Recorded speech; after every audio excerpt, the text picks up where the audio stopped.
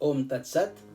My humble prostrations to the all-pervading energy known as Brahman or God, to my worshipful Guruji, Swami Jyotirmayananji Maharaj, to all the sages and saints of this world, and to each of you divine soul watching today's satsang. Today we are starting sutra number 42 from the sadhana path of the Raja Yoga Sutras of Patanjali.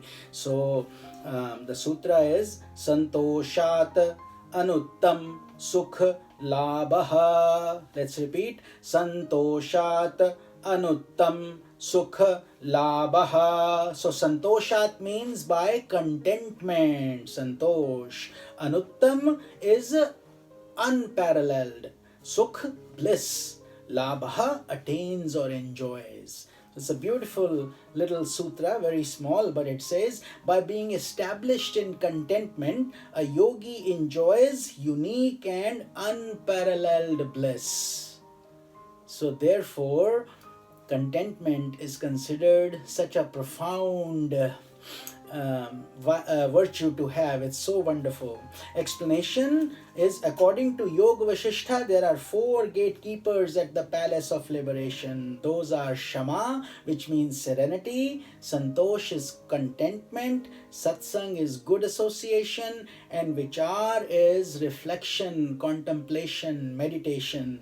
So Santosh is closely related with these other 3 greater virtues. So they say the Palace of Liberation, it comes in this wonderful text, Yoga Vasishtha, where Lord Rama is getting enlightened by his Guruji, Vasishtha Muni. So contentment is considered one of the wonderful virtues. And why that is? Because we are never contented in this human body. No matter what we have, we are always running after things. But why we are running, we don't realize, we don't know. So Sage Vyasa says, all the joys there are in the world based upon the fulfillment of desires and the pleasures of the astral heavens, all these put together are in no way equal to even a 16th part of that bliss that manifests when the cravings of the mind terminate on account of contentment.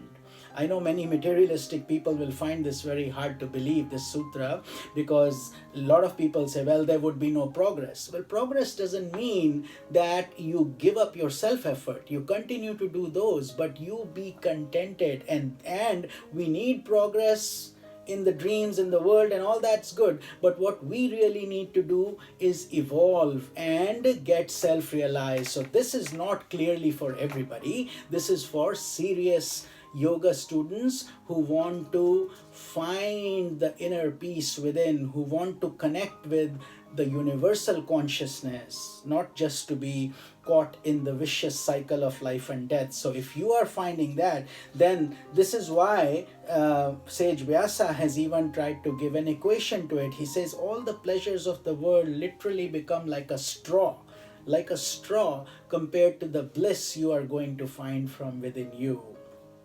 So that is the beauty of, and these saints, when they say these things, they are not just making an estimation. They have actually experimented. They are scientists, they are spiritual scientists, sages and saints, and the laboratory is their body. They go in and they do these experiments within and then through their personal experience, they draw the energy that is in the cosmos, and then they are able to decode the laws that are out there in the universe. Through that energy, they are able to come up with such equations that he says, all these put together, the material, the world, and the astral pleasures are not even the 16th of what you get from contentment. Because if you go deeper, let's go deeper. Who is truly rich? Who is truly rich? The richest person is one who has everything and who wants nothing.